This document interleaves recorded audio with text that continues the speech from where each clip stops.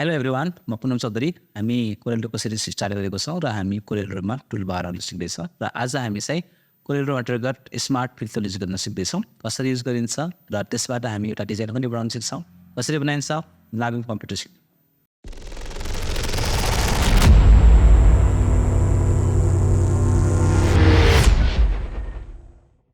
Okay, मेरो कोरेलड्रॉ open भइसकेको छ। म प्लस बटनमा क्लिक गर्दैछु र यहाँबाट न्यू डकुमेन्ट लिँदैछु। म एउटा यहाँबाट यस्तरी क्लिक र इक्जाम्पल हेर्छौँ। पहिला हामी कसरी काम गर्छ स्मार्ट फिल्टरले र यसको लागि चाहिँ म एउटा यो रेक्टेङ्गल ड्र गर्दैछु। यहाँनिर रेक्टेङ्गल र यो ड्र गरिसकेपछि म यहाँबाट लिँदैछु एउटा सर्कल। यो सर्कल भयो, त्यसपछि गएर सबैले यहाँनिर पनि क्लिक गरेर एउटा अरू यहाँनिर कपी गरेँ र यो सर्कल भइसकेपछि अब यहाँनिर चाहिँ के हुन्छ भनेपछि जस्तै यो हामी एउटा यो बाउन्ड्रीको कुरा गर्दैछौँ। मैले यो यहाँदेखिसम्म यो एउटा लाइन कम्प्लिट, एउटा लाइन कतै पनि क्रस नभएको यो सेप छ र यही यस्तै सेम टु सेम सेप्स हामीलाई चाहियो। छुट्टै सेपरेट सेप चाहियो भने हामी टुलबार अन्तर्गत यहाँनिर छ स्मार्ट फिल टुल र यसमा क्लिक गरेपछि यो सिलेक्ट हुन्छ र यहाँबाट हामी स्पेसिफाईमा गएर यहाँबाट कलर सिलेक्ट गर्न सक्छौँ। कुन कलर हामी फिल गर्ने हो र आउटलाइन अन्तर्गत आउटलाइन पनि हामी नो आउटलाइन अथवा स्पेसिफाई गरेर आउटलाइन पनि राख्न सक्छौँ। कुन कलरको आउटलाइन राख्ने, कति पिटीको आउटलाइन राख्ने भन्ने कुरो र यो राखेर हामी यसमा क्लिक गर्ने हो भने यहाँनिर एउटा यो कलर फिल हुन्छ र यो एउटा छुट्टै अब्जेक्ट बनेर आउँछ हामीसँग। यो छुट्टै एउटा सेप बने सेप। त्यस्तै गरी मलाई मानव यो कुनाको मात्रै यस्तो सेप चाहियो, क्लिक र यो छुट्टै एउटा सेप बनेको फेरि यसरी हामी यो छुट्टै एउटा सेप्स तयार बनाउनु पऱ्यो, तयार पार्न पऱ्यो भने चाहिँ यो स्मार्ट फिल टुल युज गर्न सक्छौँ है। र यसको युज गर्दै हामी एप्पलको लोगो पनि बनाउन सक्यौँ। जस्तै म यहाँबाट यो लोगो बनाएँ एउटा यसलाई मैले कन्ट्रोल क्यू गरेर कन्भर्ट टु कर्भ गरिदिएँ र सेप टुल लिएर यसलाई म थोरै तल टानिदिएँ। यस्तरी थोरै तल यतिको र यतिको भइसकेपछि म यसलाई कपी गर्दैछु यता यहाँनिर यता साइडमा यति कपी थोरै यति है कपी केही फरक होइन र यसलाई वेल गर्दै नै हुन्छ, केही फरक परेन यस्तरी है। र यहाँबाट म थोरै यस्तरी यो फोलो लिएँ, जसलाई मैले यहाँनिर हालिदिएँ यस्तरी र यहाँ राखेर मैले यो स्मार्ट फिल्टर यसमा क्लिक गरिदिएँ भने यो अब हाम्रो छुट्टै सेप बनेर आइहाल्छ। जस्तो अलिकति यसलाई स्मुथ गर्ने भयो यहाँनिर होइन। यसको लागि चाहिँ छुट्टै एउटा अरू गोलो राखिदिन सक्छौँ हामी यहाँनिर है। यहाँनिर यो स्मुथ गर्नु पऱ्यो भने ओके। र यसको युज गर्दै हामी एउटा अर्को डिजाइन बनाउन सिक्दैछौँ। अझ 8 डिजाइन गर्न सिक्दैछौँ र न्यू डकुमेन्ट मिलिमिटर युनिट लिने र ल्यान्डस्केप ओके यसमा हामी आज एउटा 8 डिजाइन बनाउन सिक्दैछौँ भनेपछि 8 को डिजाइन म एउटा गोलो लिँदैछु यहाँनिर र यसको साइज चाहिँ म राख्दैछु यहाँनिर 100 mm र हाइट र विड्थ चाहिँ 100 mm है। यस्तरी 100 mm होइन। ओके, यो भइसकेपछि यसलाई म प्लस बटन दबाएर कपी गरेँ र यसको साइज म चेन्ज गर्दै 40 mm र यसको पनि 40 mm। म फेरि यसलाई डिसिलेक्ट गरेँ, क्लिक गरेँ, प्लस बटन दबाएँ र अब यसको म साइज गर्दैछु 70 mm र यसलाई पनि 70 mm गरेँ। यो भइसकेपछि यो कुरो बुझ्यो नि। यो सबभन्दा ठुलो 100 mm, बिचको 70 mm, यो सबभन्दा सानो 40 mm। यो गरिसकेपछि अब यसलाई हामी यता माथि योसँग अलाइन गर्नुपर्ने हुन्छ। अलाइन गर्दाखेरि यसलाई सेलेक्ट गरेर यहाँनिर हामी माउस लगाउने हो भने यहाँनिर इज लेखेर चाहिँ ADGE इज हो। तर यहाँ लाग्दै जाने भने यहाँनिर यसपछि क्वाड्रन्ट लेखेर आउँछ। क्वाड्रन्ट जब यो क्वाड्रन्ट लेखेर आउँछ हामी क्लिक होल्ड गरेर माथि लगेर जान्छ यहाँनिर र यसको छेउमा बाङ्गोटिङ्गो भयो भने पनि यहाँनिर यो इज लेखेर आउँछ। जब यहाँनिर क्वाड्रन्ट लेखेर आउँछ हामी छोडिदिन्छौँ। यो यता र यता साइडमा अलाइन भइहाल्छ होइन। यसलाई अलाइन गर्न सक्छौँ। या अर्को तरिका भनेको यो गोलो सेलेक्ट अनि सिपसँग यसलाई सेलेक्ट र टपमा अलाइन गर्नु छ। टी दबाएपछि टपमा अलाइन हुन्छ, बी दबाएपछि बटममा अलाइन हुन्छ, एल दबाएपछि लेफ्टमा अलाइन हुन्छ, आर दबाएपछि राइटमा अलाइन हुन्छ, सी दबाएपछि सेन्टर अलाइन हुन्छ होइन।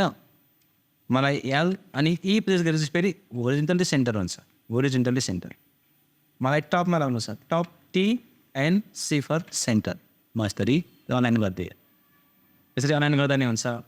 या भने विन्डोमा गएर डक्टर्समा गएर यहाँ चाहिँ यो अलाइन एन्ड डिस्ट्रिब्युट अथवा कन्ट्रोल सिफ्ट ए सर्टकट की प्रेस गर्ने हुन्छ। यो विन्डो खुल्छ र यसलाई म फेरि प्लस गर्दैछु यो 70 mm को गोलोलाई प्लस कपी गरेँ र यो सिप्सन यसलाई म कपी गरेर सेलेक्ट गरेँ। जस्तै मैले बटममा अलाइन गरेँ जसलाई सेन्टर पनि गरिदिन्थेँ। यहाँ त्यो अलाइन भयो होइन। त्यस्तै गरी यसलाई म फेरि प्लस बटन प्रेस गरेर कपी गरेँ। त्यसपछि मैले यसलाई यता लेफ्टमा अलाइन गर्दैछु। पहिला त यसलाई सेलेक्ट गर्नु पऱ्यो नि होइन। लाइक क्लिक अनि सेलेक्ट र लेफ्टमा अलाइन र सेन्टरमा अलाइन यसरी यो अलाइन गर्न पऱ्यो हाम्रो है। यसको काम सक्यो। यसलाई म बन्द गरिदिएँ क्लोज। र यो भइसकेपछि यसलाई म पुरै कपी गर्दैछु तल यहाँनिर कपी। अब यो जुन यता गोलो छ यो गोलो यता साइडमा होइन यता साइडमा चाहियो हामीलाई। अनि पछि म यसमा क्लिक गरेर यता साइडमा रोटेट गर्दैछु मिरर। फेरि यहाँ क्वाड्रन्ट लेखेको छ क्लिक अनि यहाँ पनि क्वाड्रन्ट लेखेको आएपछि सर्न पऱ्यो। यो सिधा आउनु पऱ्यो स्ट्रेट। र यो भइसकेपछि पुरै नै म सेलेक्ट गरेर कपी गर्दैछु। यो ब्याकअपमा रहन्छ। यो मिस्टेक भयो भने हामीलाई यो फेरि लिन सजिलो हुन्छ। त्यसैले म यसलाई यता छेउमा लिएर आएँ। र अब यो लाइन अनि यो लाइन यहाँदेखि यहाँ स्मुथ गएको छ र यो पनि यहाँदेखि स्मुथमा गएको छ। र बिचमा जति पनि यो झारपातहरू छ यो सब रिलेट गर्न पऱ्यो होइन। भर्चुअल सेगमेन्ट डिलिट टुल र यो लाइनले यसलाई हामी यहाँबाट डिलिट गर्छौँ। यो सब हो। यो हामीलाई चाहिएन यिनीहरू है यो। र यो लाइनमा जति पनि बिचमा छ यो सब हटाउनु पऱ्यो यिनीहरू।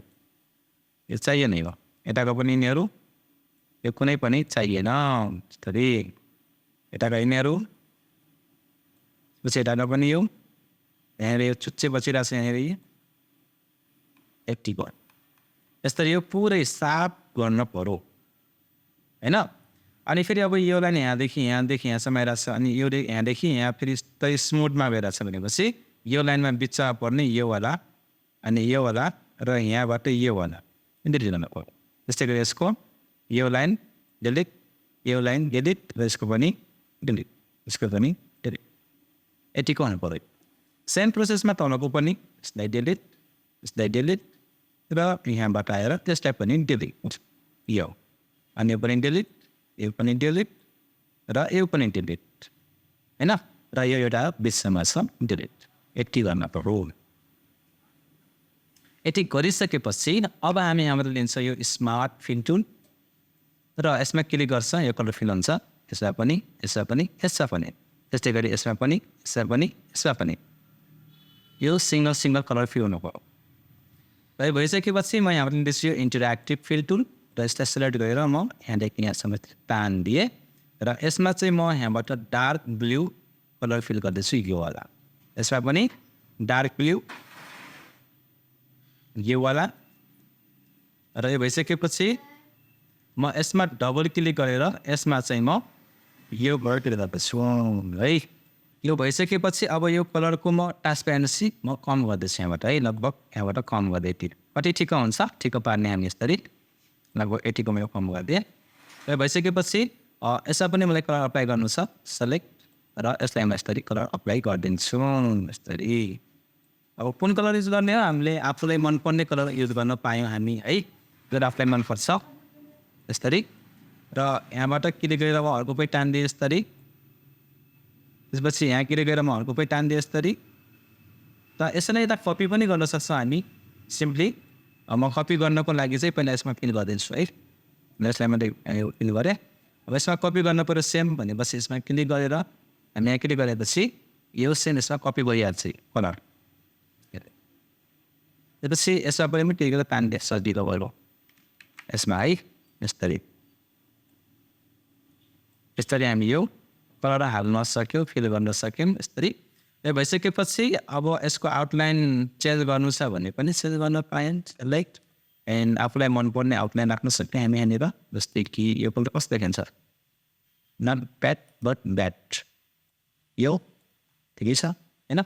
जसरी हामी यो 8 को डिजाइन गर्न सक्छौँ। सकेछ बनाउन यो ओके ओके ओके। यदि यो गाह्रो हुन्छ भने है यो गाह्रो हुन्छ भने यसलाई सजिलो बनाउनको लागि मैले एउटा काम के गरेको छु भनेपछि ल एउटा म पिक्चर देखाउँछु यहाँनिर र यो फोटो हेर्मा एकपटक है यो इमेज हेर्नु एकपटक यहाँनिर मैले पुरै स्टेपहरू राखिदिएको छु के कुन स्टेपमा के गर्ने भनेर ल एक नम्बरमा एउटा गोलो बनाउने 2मा 2टा गोलो यसरी 3मा 3टा गोलो 4मा 4वटा गोलो 5मा 5वटा गोलो 6मा धेरै गोलो 7मा 8टा गोलो होइन अनि भने यसरी सिस्टम बनाउने स्टेप बाई स्टेप पुरै राखिदिएको छु यसरी बनाउँदै जानु र लास्ट फर्ममा यस्तो बन्छ यो बुझ्यौ